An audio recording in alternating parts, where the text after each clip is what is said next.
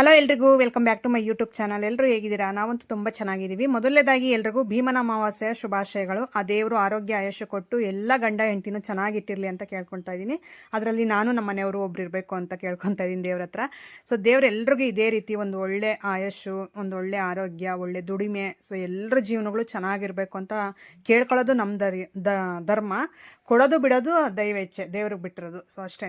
ಏನಂದ್ರೆ ನಾವು ಮನುಷ್ಯರಾಗಿ ಹುಟ್ಟಿದ ಮೇಲೆ ದೇವ್ರ ಹತ್ರ ಕೇಳ್ಕೊಳ್ಳೋದು ಕಂಪಲ್ಸರಿ ಇದ್ದೇ ಇರುತ್ತೆ. ಹಾಗಾಗಿ ನಾವು ಇವತ್ತು ಪೂಜೆನ ಮಾಡ್ತಾ ಇದ್ದೀವಿ. ಅದು ಫಸ್ಟ್ ಟೈಮು. ಸೊ ಯಾಕೆಂದರೆ ನಾನು ಯಾವತ್ತೂ ಮಾಡಿರಲಿಲ್ಲ ಭೀಮನ ಅಮಾವಾಸ್ಯೆ ಪೂಜೆ ಅನ್ನೋದು. ಅದು ನನ್ನ ಫ್ರೆಂಡ್ ಮಂಜು ಇದ್ದಾಳಲ್ಲ, ಬಡವನಹಳ್ಳಿ ಮಂಜು ಅಂತಂದೇ ನನ್ನ ಫ್ರೆಂಡ್ ಪರಿಚಯ ಆಗಿರೋದು. ಸೊ ಗಾಡ್ ಗಿಫ್ಟ್ ಅಂತಂದು ಹೇಳ್ಬೋದು ಆ ಫ್ರೆಂಡ್ನ. ಸೊ ಯಾಕೆಂದರೆ ಏನೂ ಬಯಸಿದ್ದೆಲ್ಲ ಸಿಗಲ್ಲ ನನಗೆ. ಸೊ ಬಯಸಿದ್ದೇನೂ ಇಲ್ಲ ಅಂತಂದು ಹೇಳ್ಬಿಟ್ಟು ನಾನು ತುಂಬ ಬಾಧೆ ಪಡ್ತಾ ಇದ್ದೆ. ಸೊ ಆದ್ರೂ ನನಗೆ ಬಯಸ್ದೇ ಬಂದಿರುವಂಥ ಫ್ರೆಂಡ್ ಅಂದರೆ ನನ್ನ ಫ್ರೆಂಡ್ ಮಂಜು. ಬಯಸದೇ ಬಂದ ಭಾಗ್ಯ ಅಂತಾರಲ್ಲ ಆ ರೀತಿ. ಯಾಕಂದರೆ ಜಾಸ್ತಿ ಹೊಗಳ್ತಿದ್ದಾಳೆ ಏನು ಫ್ರೆಂಡ್ ಬಗ್ಗೆ ಅಂತ ನೀವು ಅಂದ್ಕೊತಾ ಇರ್ಬೋದು. ಆದರೆ ನನ್ನ ಅವರ ಮಧ್ಯ ಅಂದರೆ ಮಾತಾಗಿರ್ಬೋದು, ಡಿಸ್ಕಷನ್ ಆಗಿರ್ಬೋದು, ಇಲ್ಲ ನನ್ನ ಕಷ್ಟಗಳಿಗೆ ಅವಳು ಸ್ಪಂದಿಸೋದಾಗಿರ್ಬೋದು, ಅವಳು ಕಷ್ಟ ಅವಳು ಮನಸ್ಸಲ್ಲಿ ಕಷ್ಟ ಅಂತಲ್ಲ, ಅವಳು ಏನಿದೆ ಅವಳು ವ್ಯಕ್ತಪಡಿಸೋದು ನಾನಾಗಿರ್ಬೋದು. ಸೊ ಇಬ್ಬರು ಒಂಥರ ಬಾಂಡಿಂಗ್ ಚೆನ್ನಾಗಿದೆ ನನಗೊಳಗೂ. ಸೊ ಹಂಗಾಗಿ ಈ ವರ್ಷ ಭೀಮನ ಅಮಾವಾಸ್ಯೆ ಅಷ್ಟರಲ್ಲಿ ಅವಳು ಸಿಕ್ಕಿದ್ದಾಳೆ. ಕರೆಕ್ಟಾಗಿ 1.5 ವರ್ಷ ಮೇಲೆ ಆಯಿತು ನನ್ನ ಅವಳ ಪರಿಚಯ ಶುರುವಾಗಿ. ಸೊ ಇದು ನಿಂಗೆ ಕಂಟಿನ್ಯೂ ಮಾಡ್ಕೊಂಡು ಹೋಗ್ತೀವಿ. ಯಾವುದೇ ಥರ ಭಿನ್ನಾಭಿಪ್ರಾಯ ಬಂದ್ರೂ ಒಂದು ವೇಳೆ ಅಡ್ಜಸ್ಟ್ ಮಾಡ್ಕೊಂಡು ಹೋಗ್ತೀವಿ. ಯಾಕೆ ಅಂದರೆ ಭಿನ್ನಾಭಿಪ್ರಾಯ ಬಂದೇ ಬರುತ್ತೆ ಎಂಥವ್ರ ಮಧ್ಯೆ ಆಗಿರ್ಬೋದು. ಮೇಯ್ನು ಅರ್ಥ ಮಾಡ್ಕೋಬೇಕು. ಸೊ ಅರ್ಥ ಮಾಡ್ಕೊಳ್ಳೋ ಗುಣ ಇದ್ದರೆ ಯಾರು ಬೇಕಾದರೂ ಹೊಂದ್ಕೊಂಡು ಹೋಗ್ತಾರೆ. ಇಲ್ಲ ನಾನೇ ಗ್ರೇಟು, ನಾನೇ ಇದು ಫಸ್ಟು ಅನ್ನೋ ಥರ ಇದ್ದರೆ ಅದು ಯಾವುದು ಉಳಿಯಲ್ಲ. ಗಂಡ ಹೆಂಡತಿ ಸಂಬಂಧನೇ ಆಗಿರ್ಬೋದು, ಫ್ರೆಂಡ್ಶಿಪ್ ಸಂಬಂಧನೇ ಆಗಿರ್ಬೋದು, ಯಾವುದು ಉಳಿಯಲ್ಲ. ಸೊ ಹಂಗಾಗಿ ನನ್ನ ಹತ್ರನೂ ಈಗೋ ಇಲ್ಲ, ಮಂಜು ಹತ್ರನೂ ಈಗೋ ಇಲ್ಲ. ಮೇಯ್ನ್ ಇಬ್ಬರು ತಗ್ಗಿ ಮಾತಾಡ್ತೀವಿ. ಸೊ ಹಂಗಾಗಿ ನಮ್ಮ ಮಧ್ಯೆ ಆ ರೀತಿ ಜಗಳಗಳೇನೋ ಬರಲ್ಲ. ಬಂದ್ರೂ ಒಂದು ವೇಳೆ ನಾವು ಬಿಡಲ್ಲ. ಸೊ ಆ ಥರ ನಾವು ಫಿಕ್ಸ್ ಆಗಿಬಿಟ್ಟಿದ್ದೀವಿ ಇಬ್ಬರೂ. ಮುಂಚೆ ನಾವು ಸ್ಟಾರ್ಟ್ ಮಾಡಿದಾಗಿಂದಲೂ ನಾವು ಅದೇ ಥರನೇ ಇರೋದು. ಮಾತುಕತೆಯನ್ನು ಶುರು ಮಾಡಿದಾಗ ನಾವು ಫಸ್ಟು ಮೀಟ್ ಆಗಿದ್ದೆ ಅವರ ಗೃಹ ಪ್ರವೇಶಕ್ಕೆ. ಸೊ ಅವತ್ತಿಂದ ನಮ್ಮ ಬಾಂಡಿಂಗ್ ಇದೇ ರೀತಿ ಇದೆ, ಇದೇ ರೀತಿ ಕಂಟಿನ್ಯೂ ಆಗುತ್ತೆ. ಸೊ ಇನ್ನೊಂದು ನಿಮ್ಗೆ ಹೇಳೋದು ಒಂದೇ ವಿಷಯನೇ, ನನ್ನನ್ನು ತುಂಬ ಜನ ಇಷ್ಟಪಟ್ಟಿರೋದು ಯಾವ ರೀತಿ ಅಂದರೆ ಜೆನ್ಯೂನ್. ಅಂದರೆ ಏನಿದ್ರೆ ಅದನ್ನು ಮಾತಾಡ್ತೀರಾ, ಏನಿದ್ರೆ ಅದು ವ್ಲಾಗಲ್ಲಿ ತೋರಿಸ್ತೀರಾ. ಮೇಯ್ನ್ ಹೇಳೋದೇ ಅದು. ಮತ್ತು ನಾನು ಮಾತಾಡುವಂಥ ರೀತಿ, ಮತ್ತು ನಾನು ಹೊಂದ್ಕೊಂಡು ಹೋಗೋದು ನಮ್ಮ ಮನೆಯವ್ರಿಗೆ. ಸೊ ಇದು ತುಂಬ ಇಷ್ಟಪಟ್ಟು ತುಂಬ ಜನ ನನಗೆ ಸಪೋರ್ಟ್ ಮಾಡ್ತಾ ಇರೋದು ಅಂಥದ್ದು ಅಂದರೆ ನನ್ನ ವ್ಲಾಗಲ್ಲಿ ನನ್ನ ಬಗ್ಗೆ ಇಷ್ಟಪಟ್ಟು ನೋಡ್ತಾ ಇರೋದು ಅಂದರೆ ಈ ಮೇಯ್ನ್ ಪಾಯಿಂಟ್ಸು. ಸೊ ಇದರಿಂದ ನನ್ನ ಇಷ್ಟಪಡ್ತಾ ಇರೋದು ತುಂಬ ಜನ. ಸೊ ಇನ್ನೊಂದು ಏನಂದರೆ ಬೇರೆಯವ್ರದ್ದು ಏನೋ ತಿಳ್ಕೊಳ್ಳೋಕ್ಕೆ ನಾನು ಟ್ರೈ ಮಾಡಲ್ಲ. ಸೊ ಬೇರೆಯವ್ರ ಸಂಸಾರ ಹೆಂಗೆ, ಬೇರೆಯವ್ರ ವಿಚಾರ ಹೆಂಗೆ ಅನ್ನೋದು, ಬೇರೆಯವ್ರ ಬಗ್ಗೆ ಸ್ವಲ್ಪ ಕೆದಕೊಂಡೇ ಕೂತ್ಕೊಳ್ಳೋ ಅಂಥವ್ರು ತುಂಬ ಜನ ಇರ್ತಾರೆ. ಸೊ ಅದರಲ್ಲಿ ನಾನೊಬ್ಳಲ್ಲ. ನಾನು ಏನಿದ್ರು ನನ್ನ ಕೆಲಸ, ನನ್ನ ಮನೆ, ನನ್ನ ವೀಡಿಯೋಸ್ ವರ್ಕ್ ಏನಿದೆಯೋ ಅಷ್ಟರಲ್ಲೇ ಇರ್ತೀನಿ. ಸೊ ಹಂಗಾಗಿ ಸ್ವಲ್ಪ ಜನಕ್ಕೆ ಅದಿಷ್ಟನೂ ಆಗದೇ ಇರ್ಬೋದು ನನ್ನ ಕ್ಯಾರೆಕ್ಟ್ರು. ಇವಳು ಬರೀ ಇವಳದೇ ಇದು ಮಾಡ್ತಾಳೆ, ಬೇರೆಯವ್ರದ್ದು ತಿಳ್ಕೊಳ್ಳಲ್ಲ. ನನಗದು ಅವಶ್ಯಕತೆ ಇಲ್ಲ. ಯಾಕೆಂದರೆ ಸೊ ಅವರು ಕೆಲಸ ಏನೋ ಅವ್ರು ಅದು ಮಾಡ್ಕೊತಾರೆ, ನನ್ನ ಕೆಲಸ ಏನೋ ನಾನು ಮಾಡ್ಕೊತೀನಿ. ಅದು ಬಿಟ್ಟು ಬರೀ ಬೇರೆಯವ್ರದ್ದೇ ಯೋಚನೆ ಮಾಡ್ತಾ ಕೂತ್ಕೊಂಡ್ರೆ ನಾವಿಲ್ಲೇ ಇರ್ತೀವಿ. ಇನ್ನು ನಿಮ್ಗೆ ಇನ್ನೊಂದು ಪಾಯಿಂಟ್ ಹೇಳೋಕ್ಕೆ ಏನು ಇಷ್ಟಪಡ್ತೀನಿ ಅಂದರೆ, ಯಾರನ್ನೇ ಆಗಿರ್ಬೋದು ಬೇಗ ನಂಬಕ್ಕೆ ಹೋಗ್ಬೇಡಿ ಲೈಫಲ್ಲಿ. ಸೊ ನಂಬಿದ್ರೆ ಅದಕ್ಕೆ ಎಷ್ಟು ಬೇಕೋ ಅಷ್ಟು ನಮಗೆ ಮರ್ಯಾದೆ ಸಿಕ್ಬಿಡುತ್ತೆ ಕೊನೆಯದಾಗಿ.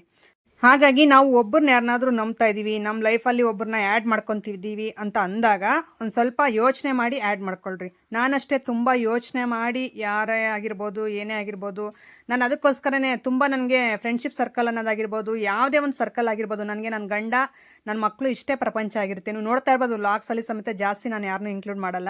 ಯಾಕೆಂದರೆ ಈಗ ಎಲ್ಲರೂ ನಮ್ಮ ಥರನೇ ಇರಬೇಕಂದ್ರೆ ಆಗಲ್ಲ. ಸೊ ಅವರವರು ಕ್ಯಾರೆಕ್ಟರು ಅವ್ರವ್ರ ಮನಸ್ಥಿತಿಗೆ ಬಿಟ್ಟಿರೋದು ಅದಂಥದ್ದೆಲ್ಲನೂ. ಸೊ ಹಂಗಾಗಿ ನಾನು ಹೇಳೋಕ್ಕೆ ಇದು ಇಷ್ಟಪಡ್ತೀನಿ ನಿಮಗೆ, ಯಾರನ್ನೂ ಬೇಗ ಹತ್ತಿರ ಮಾಡ್ಕೊಳಕ್ಕೆ ಹೋಗ್ಬೇಡ್ರಿ. ಮೇಯ್ನು ಪ್ಲೇಸ್ ಅನ್ನೋದು ಕೊಡಬೇಡಿ. ಕೊಟ್ಟರೆ ನಮ್ಗೆ ಎಷ್ಟು ಬೇಕೋ ಅಷ್ಟು ಮರ್ಯಾದೆನೂ ಸಿಗುತ್ತೆ. ಮತ್ತು ಸೊ ನಮ್ಮ ಹತ್ರ ಏನು ಹೆಲ್ಪ್ ಬೇಕೋ ಅದೆಲ್ಲನೂ ಯೂಸ್ ಮಾಡ್ಕೊಂಡು ಕೊನೆಯದಾಗಿ ನಮ್ಮ ಬಗ್ಗೆನೇ ಹೋಗ್ಬಿಟ್ಟು ಬೇರೆಯವ್ರ ಹತ್ರ ಸೊ ಹಂಗೆ ಹಿಂಗೆ ಅಂತಂದೇಳ್ಬಿಟ್ಟು ಬೈಕೊಳ್ಳೋದು, ಅವೆಲ್ಲ ನಮ್ಮ ಕಿವಿಗೆ ಬಿದ್ದಾಗ ಹೆಂಗಿರುತ್ತೆ ಗೊತ್ತಾ ನೋವು. ಸೊ ಅದು ಎಕ್ಸ್ಪೀರಿಯನ್ಸ್ ಮಾಡಿರೋರಿಗೆ ಗೊತ್ತಾಗಿರುತ್ತೆ ಅದು. ಯಾಕೆಂದರೆ ನಮ್ಮ ಹತ್ರ ಏನು ಹೆಲ್ಪ್ ಬೇಕೋ ಸುತ್ತಿ ಬಳಸಿ ಎಲ್ಲನೂ ತೊಗೊಂಡಿರ್ತಾರೆ. ನಮ್ಮ ಕಡೆಯಿಂದ ಏನೇನು ಬೇಕೋ ಎಲ್ಲನೂ ತೊಗೊತಾರೆ. ಕೊನೆಯದಾಗಿ ಒಂದೇ ಒಂದು ಪಟ್ಟ ಕೊಟ್ಬಿಡ್ತಾರೆ ಬೇಕಾದ್ರೆ ಲಾಸ್ಟ್ಗೆ. ಅವರೇ ಸರಿ ಇಲ್ಲ, ಅವರೇ ಇವ್ರನ್ನ ಬೈಕೊತಾ ಇದ್ರು, ನಮ್ಮ ಹತ್ರ ಬಂದುಬಿಟ್ಟು ಅಂತಂದು ಹೇಳ್ಬಿಟ್ಟು ಈ ರೀತಿ ಮಾತಾಡ್ಕೊತಾರೆ. ಸೊ ಅದು ಬಿಟ್ಟು ನಾನು ಹೇಳೋದು ಒಂದೇ, ಆದಷ್ಟು ನಿಮ್ಮ ಪ್ರಪಂಚ ಏನಿದೆಯೋ ನಿನ್ನ ಮಕ್ಕಳು ಗಂಡ ಇಷ್ಟರಲ್ಲೇ ಇರೋಕ್ಕೆ ಟ್ರೈ ಮಾಡಿ. ಒಬ್ಬರು ಗೆಳತಿ ಅಂತ ಇರಬೇಕು, ಅದನ್ನು ನೋಡಿ ಆಯ್ಕೆ ಮಾಡ್ಕೋಬೇಕಾಗುತ್ತೆ ನೀವು. ಸೊ ಯಾಕೆಂದರೆ ಅಷ್ಟು ನಮ್ಮ ಲೈಫಲ್ಲಿ ಎಂಟ್ರಿ ಆಗ್ತಿದ್ದಾರೆ ಅಂದರೆ ಅವ್ರ ಬಗ್ಗೆ ನಾವು ತಿಳ್ಕೊಳ್ದೇ ಬೇಗ ಯಾಮಾರಬಾರ್ದು. ಸೊ ಇದು ಹೇಳಕ್ಕೆ ಇಷ್ಟಪಡ್ತೀನಿ. ಆದಷ್ಟು ಹೆಲ್ಪು ಎಲ್ಲ ತೊಗೊಂಡು ಹೆಂಗೆ ಬೇಕೋ ಹಂಗೆಲ್ಲ ಬಳಸ್ಕೊಂಡು ಕೊನೆಯದಾಗಿ ಒಂದು ಪಟ್ಟ ಕೊಟ್ಬಿಡ್ತಾರೆ. ಸೊ ನಾವು ಅಷ್ಟೇ ನನ್ನ ಲೈಫಲ್ಲಿ ನಾನು ಯಾರನ್ನೂ ಆ ಥರ ಇದು ಮಾಡ್ಕೊಳಕ್ಕೆ ಹೋಗಲ್ಲ. ಸೊ ಆದಷ್ಟು ನನಗೆ ಆ ದೇವರು ನನ್ನ ಗುಣ ನನ್ನ ನಡತೆ ಎಲ್ಲ ನೋಡಿಬಿಟ್ಟೇ ನನಗೆ ದೇವ್ರು ಈ ಥರ ಲೈಫ್ ಕೊಟ್ಟಿರೋದಂತ ನಾನು ದೇವ್ರ ಹತ್ರ ಅದೇ ಬೇಡ್ಕೊತೀನಿ. ಹಾಗಾಗಿ ನನ್ನ ಫ್ರೆಂಡ್ ಹೇಳ್ತಾ ಇದ್ಲು ಮಂಜು, ಸೊ ಫಸ್ಟು ಯಾರನ್ನಾದ್ರೂ ಇದು ಮಾಡಬೇಕಂದ್ರೆ ಯೋಚನೆ ಮಾಡಬೇಕಕ್ಕ, ಸುಮ್ಮನೆ ಎಲ್ಲರನ್ನ ಇದು ಮಾಡಿಕೊಂಡ್ರೆ ಕೊನೆಯದಾಗಿ ಈ ಥರ ಅಂತಂದು ಅವಳ ಲೈಫಲ್ಲಿ ಆಗಿರುವಂಥ ಘಟನೆನ ನನ್ನ ಹತ್ರ ಶೇರ್ ಮಾಡ್ಕೊಂಡಿದ್ಲು. ಅದಕ್ಕೋಸ್ಕರ ನಾನು ಅದನ್ನು ತಗೊಂಡು ನಿಮ್ಮ ಜೊತೆ ಶೇರ್ ಮಾಡ್ಕೊತಿದ್ದೀನಿ ಅಷ್ಟೇ, ಬೇರೆ ಏನೂ ಉದ್ದೇಶ ಇಲ್ಲ. ನೀವು ಅಷ್ಟೇ ಯಾಮಾರ್ಬಿಟ್ಟು ಆಮೇಲೆ ಮೋಸ ಹೋಗಬೇಡಿ. ಸೊ ಇದು ಹೇಳಕ್ಕೆ ಇಷ್ಟಪಡ್ತೀನಿ. ಆ ಪೇಯ್ನ್ ಇರುತ್ತಲ್ಲ ಅದು ತುಂಬ ಪೇಯ್ನು, ಆದರೆ ಅದು ಅನುಭವಿಸಿರೋರಿಗೆ ಗೊತ್ತಿರುತ್ತೆ. ಇದು ಹೇಳೋಕ್ಕೆ ಇಷ್ಟಪಡ್ತೀನಿ. ಹಾಗೆ ನಾನು ನನ್ನ ಫ್ರೆಂಡ್ ಹೇಳಿದ್ಲು ಭೀಮ್ ಅಮಾವಾಸ್ಯೆ ಪೂಜೆ ಮಾಡಿದ್ರೆ ತುಂಬ ಒಳ್ಳೆಯದು, ಗಂಡನಿಗೆ ಆಯಸ್ಸು ಮತ್ತು ಯಶಸ್ಸು ಎಲ್ಲ ಸದಾಕಾಲ ಇರುತ್ತೆ ಅಂತಂದು ಹೇಳಿದ್ಲು. ಹಾಗಾಗಿ ನಾನು ಈ ರೀತಿ ಮಾಡಿದೆ ಭೀಮ್ ಅಮಾವಾಸ್ಯೆ ಪೂಜೆ. ನಮ್ಮ ಮನೆಯವ್ರು ನೋಡ್ತಾ ಇರ್ಬೋದು, ತುಂಬ ನಾಚಿಕೆ ಪಟ್ಕೊಂಡ್ರು. ಫಸ್ಟ್ನೇ ಸಾರಿ ಆಗಿರೋದು ಇದು. ನಾನು ಇನ್ನೊಂದು ಬೇರೆ ಯಾರೋ ಮಾಡ್ತಾರೆ ಏನೋ ಮಾಡ್ತಾರೆ ಅಂತ ಹೇಳ್ಬಿಟ್ಟು ಇದು ಮಾಡೋಕ್ಕೆ ಹೋಗಲ್ಲ.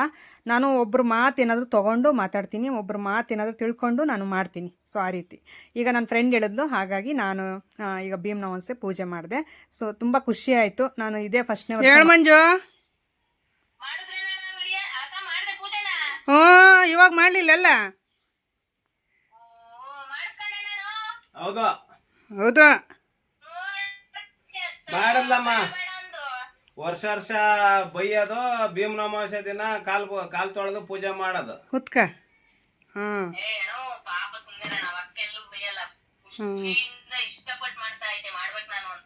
ಇಷ್ಟಪಟ್ಟೆ ಮಾಡೋದು, ಆಮೇಲೆ ಬೈಬಿಡ್ತಿರ್ಗ ವರ್ಷ ಎಲ್ಲ. ನಾನ್ ಬೈತೀನಿ.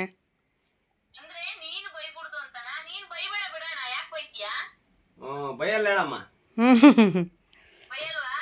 ಬೈಯಲ್ಲ ಹೇಳ.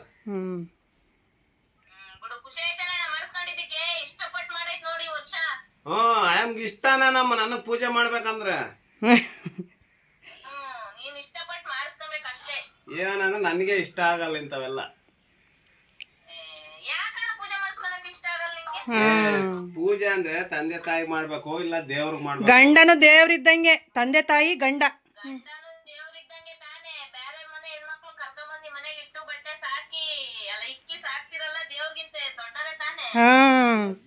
ಆದ್ರೂ ಏನು ಹಂಗೇನಿಲ್ಲಮ್ಮ, ನನ್ಗ್ ದೊಡ್ಡವ್ರ ಅಂದ್ರೆ ದೇವರು ಮತ್ತೆ ತಂದೆ ತಾಯಿ ಅಷ್ಟೇ.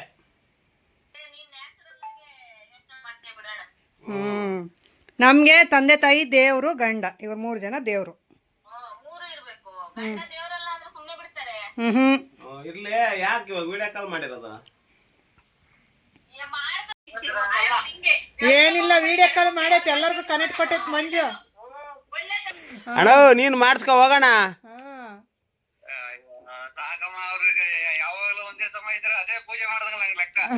ಓ ನಾನು ಹಂಗೆ ಅಂದ್ರೆ ಕೇಳಲಿಲ್ಲ. ಹೋಗ್ ನೀನು ಮಾಡ್ಸ್ಕೊ ಹೋಗು.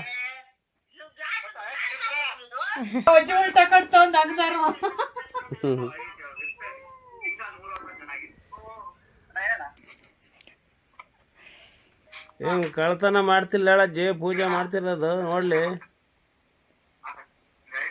ಭದ್ರವಾಗಿ ಕುತ್ಕೊಳ್ಳೋದಾನೆ ಮಾಡ್ಲಿ ಅಂತಂದು.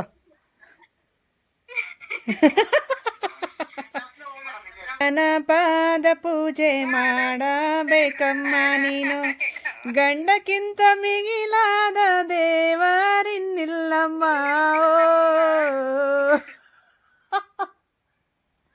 ಹಾಗೆಯೇ ಮತ್ತೊಂದು ವಿಷಯ ಶೇರ್ ಮಾಡ್ಕೋಬೇಕು. ಸೊ ವಿಡಿಯೋ ಮುಖಾಂತರ ನನ್ನ ಫ್ರೆಂಡ್ ಮಂಜುಗೆ ಥ್ಯಾಂಕ್ಸ್ ಹೇಳೋಕ್ಕೆ ಇಷ್ಟಪಡ್ತೀನಿ ನಾನು. ಯಾಕೆಂದರೆ ನನ್ನ ಲೈಫಲ್ಲಿ ಯಾವತ್ತೇ ಆಗಿರ್ಬೋದು ನಮ್ಮ ಮನೆಯವರು ಸರ್ಪ್ರೈಸ್ ಅಂತ ಏನು ತಂದುಕೊಡೋದು ಈ ಥರ ಅಭ್ಯಾಸ ಇಲ್ಲ ಅವರಿಗೆ.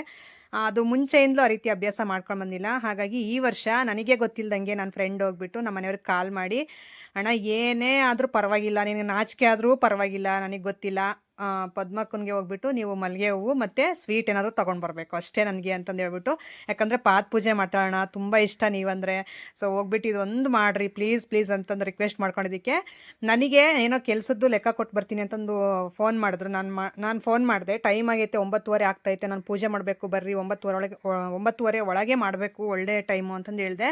ನಾನು ಲೆಕ್ಕ ಕೊಡೋಕೆ ಬಂದೀನಿ ಅಂದರೆ ನನಗೆ ಸಿಟ್ಟಂತೂ ಎಷ್ಟು ಸಿಟ್ಟು ಬಂತಂದರೆ ಬರ್ತೀನಿ ತಾಳು ಅಂತ ಅಂದರು. ಸರಿ ಅಂತಂದು ನಾನು ಹಂಗೆ ಕೋಪದಲ್ಲೇ ವೆಯ್ಟ್ ಮಾಡ್ತಾಯಿದ್ದೆ. ಹೆಂಗೋ ಬಂದರು. ಆಮೇಲೆ ನಾನು ಎಲ್ಲ ಪೂಜೆ ಮಾಡಿದ್ಮೇಲೆ ತೊಗೊಂಡು ಬಂದ್ರಲ್ಲ, ಏನದು ಅಂತಂದರೆ ಹೂವು ಸ್ವೀಟ್ ತಂದಿದ್ದೀನಿ ಅಂದರು. ಯಪ್ಪ ಆ ಖುಷಿ ಈ ಮದುವೆ ಆಗೋ ಹೊಸ್ತ್ರಲ್ಲಿ ಗಂಡ ಈ ಥರ ತಂದುಕೊಟ್ರೆ ಎಷ್ಟು ಖುಷಿ ಆಗುತ್ತೆ ಮನಸ್ಸಿಗೆ, ಅಷ್ಟು ಖುಷಿ ಕೊಡ್ತು ನನ್ನ ಮನಸ್ಸಿಗೆ. ನಿಜ ವಿಡಿಯೋ ಮುಖಾಂತರ ಥ್ಯಾಂಕ್ಸ್ ಹೇಳ್ತೀನಿ ಮಂಜುಗೆ. ಯಾಕಂದರೆ ತನ್ನ ಲೈಫ್ ನೋಡ್ಕೊಳ್ಳೋದು ಒಂದೇ ಅಲ್ಲ ಫ್ರೆಂಡ್ಶಿಪ್ ಗುಣ. ಸೊ ಫ್ರೆಂಡ್ ಲೈಫ್ ಯಾವ ಥರ ಇದೆ, ಏನು ಅವಳಿಗೆ ಏನು ಇಷ್ಟ, ಅವಳು ಯಾವ ಥರ ಇದ್ದರೆ ಇಷ್ಟ, ಅವಳು ಮನಸ್ಸನ್ನ ಖುಷಿ ಪಡಿಸೋದಿದೆಯಲ್ಲ, ಅದು ನಿಜವಾದ ಫ್ರೆಂಡ್ಶಿಪ್ಗೆ ಒಂದು ಬೆಲೆ, ಒಂದು ಅರ್ಥ.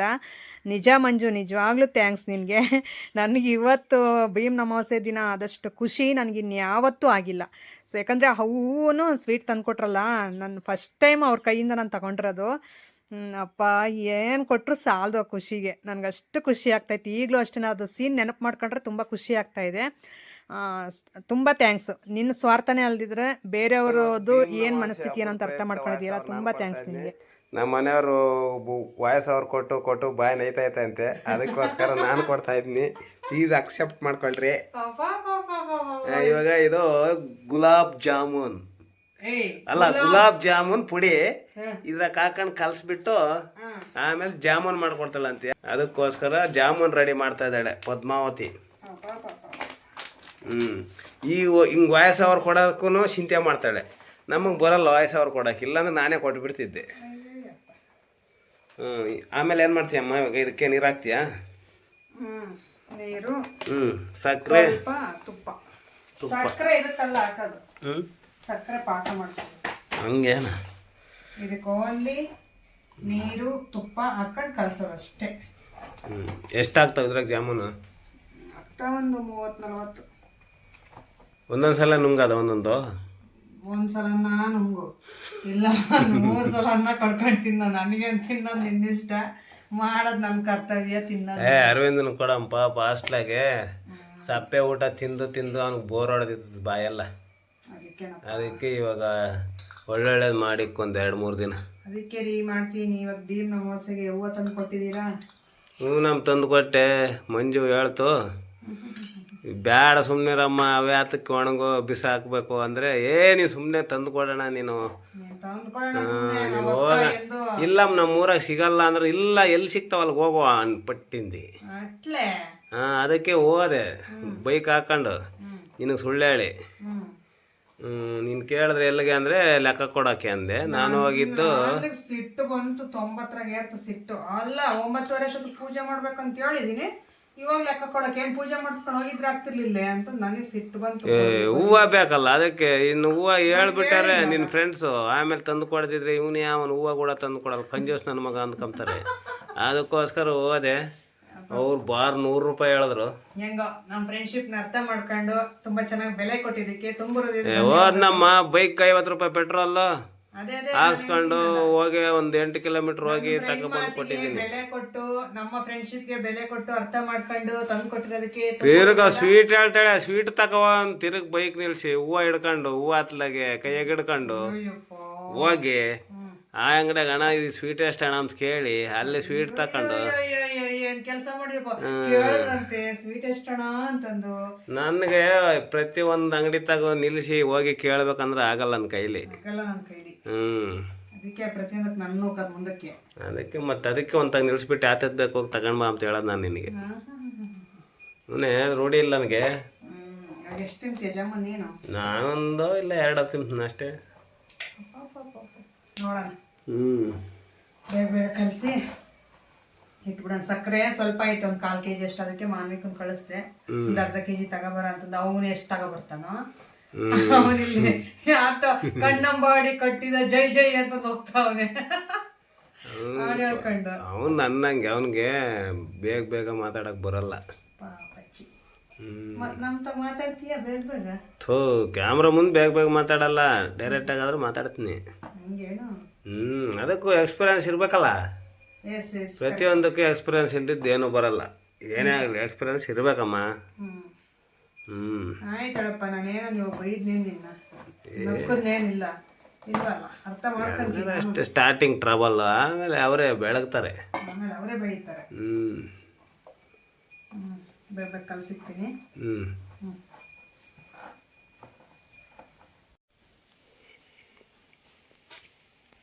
ನಾನು ಬಾಣಲಿನ ಇಗ್ನೋರ್ ಮಾಡಿಬಿಡ್ರಿ. ಇನ್ನೊಂದು ಸ್ವಲ್ಪ ದಿನ ತೊಗೊತೀನಿ ನಾನು ಸ್ಟೈನ್ಲೆಸ್ ಸ್ಟೀಲಲ್ಲಿ. ಈಗ ಅದು ಚಿಕ್ಕ ತೊಗೊಂಡಿದ್ನಲ್ಲ ಮೊನ್ನೆ ಹೊಸದು, ಅದರಲ್ಲಿ ಚಿತ್ರಾನ್ನ ಗೊಜ್ಜಿಟ್ಟಿದ್ದೀನಿ. ಅದಕ್ಕೋಸ್ಕರ ಇದನ್ನೇ ಬಳಸ್ಕೊತಾ ಇದ್ದೀನಿ. ಏನದಷ್ಟು ಗಲೀಜು ಅಂತಾರೆ. ಪ್ರತಿಯೊಬ್ಬರ ಮನೆಯಲ್ಲಿ ಈ ಥರದ್ದೊಂದು ಬಾಣಲಿ ಇದ್ದೇ ಇರುತ್ತೆ. ಇದನ್ನು ಸೌದೆ ಒಲೆಯಲ್ಲಿ ಮಾಡ್ತಿದ್ನಲ್ಲ ಅವಾಗ ಈ ಥರ ಆಗಿರೋದಷ್ಟೇ. ಹಾಗಂತ ಗಲೀಜನ್ನೇ ಯಾರು ತಿನ್ನಲ್ಲ. ಸೊ ಅದು ಸುಮ್ಮನೆ ಬ್ಲ್ಯಾಕ್ ಆಗಿದೆ ಅಷ್ಟೇ, ಅದು ಎಷ್ಟು ಉಜ್ಜಿದ್ರೂ ಹೋಗಲ್ಲ. ಅದಕ್ಕೆ ಒಂದು ಸ್ಟೈನ್ಲೆಸ್ ಸ್ಟೀಲಲ್ಲೇ ತೊಗೊಬಿಡ್ತೀನಿ ನಾನು. ಸೊ ಕುಕ್ಕಿಂಗ್ ವೀಡಿಯೋಸ್ಗೂ ಅದಕ್ಕೆ ಬೇಕಾಗುತ್ತೆ ತೊಗೊಂಡ್ರೆ. ಒಂದು ಸ್ಯಾಂಪಲ್ಗೆ ಅಂತ ಹಾಕಿದ್ದೆ, ಈಗ ಹಾಕ್ತೀನಿ.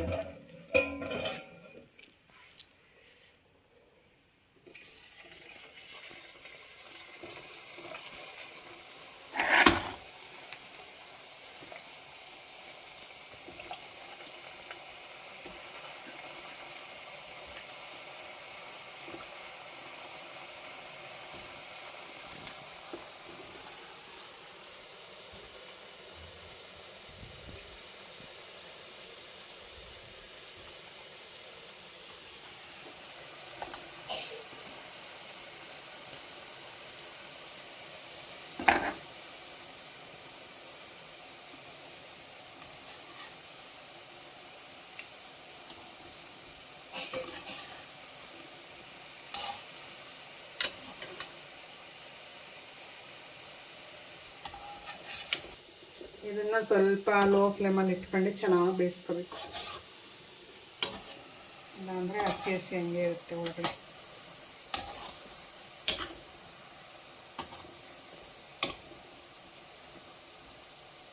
ಸಂಜೆ ಇನ್ನೇನು ಜಾಮೂನು ಮಾಡ್ತಾಯಿದ್ದೀನಿ. ಆಗಲೇ ನೈಟ್ 9-9:30 ಆಗಿತ್ತು. ಈಗ ಜಾಮೂನ್ ಮಾಡ್ತಾಯಿದ್ದೀನಿ. ಸೊ ತುಂಬ ಚೆನ್ನಾಗಿತ್ತು ಜಾಮೂನ್ ಮಾಡಿ. ಮತ್ತು ಉರುಳಿಗೆ ಮೊಳಕೆ ಕಾಳು, ಆಲೂಗೆಡ್ಡೆ, ಬೀನ್ಸ್ ಎಲ್ಲ ಹಾಕಿ ತರಕಾರಿ ಸಾಂಬಾರು ಮಾಡಿ ರೈಸ್ ಮಾಡಿದ್ದೆ. ಸೊ ಊಟ ಅಂತೂ ತುಂಬ ಚೆನ್ನಾಗಿತ್ತು ಇವತ್ತು ತಿನ್ನೋದಕ್ಕೆ. ಹಾಗೆ ನಾನು ಆ ಸ್ಯಾರಿನ ಬಿಚ್ಚಾಕ್ಬಿಟ್ಟು, ಅದು ಮೈಸೂರು ಸಿಲ್ಕ್ ಸ್ಯಾರಿ ಅಲ್ವಾ, ಸೊ ಹಂಗಾಗಿ ಸ್ವೆಟ್ ಆದರೆ ಹಂಗೆ ಮತ್ತು ಅದು ಹಂಗೆ ಕಾಣುತ್ತೆ ಅಂತಂದು ಹೇಳ್ಬಿಟ್ಟು ನಾನು ಅದನ್ನೆಲ್ಲ ಬಿಚ್ಚಾಕ್ಬಿಟ್ಟು ಈ ಟಾಪ್ನ ಹಾಕ್ಕೊಂಡು ಅಡುಗೆ ಕೆಲಸನ ಶುರು ಮಾಡಿದೆ. ಸೊ ಈ ರೀತಿ ಇತ್ತು ಇವತ್ತಿನ ವಿಡಿಯೋ. ನೀವು ಯಾವ್ಯಾವ ರೀತಿ ಮಾಡಿದ್ರಿ ಭೀಮನ ಅಮಾವಾಸ್ಯೆ ಪೂಜೆ ಅಂತಂದು ಶೇರ್ ಮಾಡ್ಕೊಳ್ರಿ. ನಮ್ಮ ಕಡೆ ಏನು ಅಭ್ಯಾಸ ಇಲ್ಲ, ಆದರೆ ನಾನು ಹೇಳಿದ್ನಲ್ಲ, ನನ್ನ ಫ್ರೆಂಡ್ ಹೇಳಿದ್ದಕ್ಕೆ ನಾನು ಮಾಡಿದ್ದು. ಸೊ ಹಂಗಾಗಿ ಇವತ್ತು ಈ ರೀತಿ ಮಾಡಿದೆ. ನಾನು ಇನ್ನು ವರ್ಷ ಮಾಡ್ತೀನಿ ಈ ಪೂಜೆನ. ಈಗ ಪಾಕ ನಾನು ಒಂದು ಪಾತ್ರೆಗೆ ಹಿಡ್ದಿಟ್ಟಿದ್ದೆ, ಸ್ವಲ್ಪ ತಣ್ಣಗಾಗಲಿ ಅಂತಂದು ಹೇಳ್ಬಿಟ್ಟು, ಸುಮ್ಮನೆ ಸಕ್ಕರೆ ನೀರು. ಈಗ ಅದಕ್ಕೆ ಕರ್ದಿರೋ ಜಾಮೂನೆಲ್ಲನೂ ಆ ರೀತಿ ಹಾಕ್ತಾಯಿದ್ದೀನಿ. ಸೊ ಇದು ಇವತ್ತಿನ ವ್ಲಾಗು. ನಿಮ್ಗೆ ಇಷ್ಟ ಆದರೆ ಒಂದು ಲೈಕ್ ಮಾಡಿ, ಯಾವ ರೀತಿ ಅನ್ನಿಸ್ತು ಅಂತ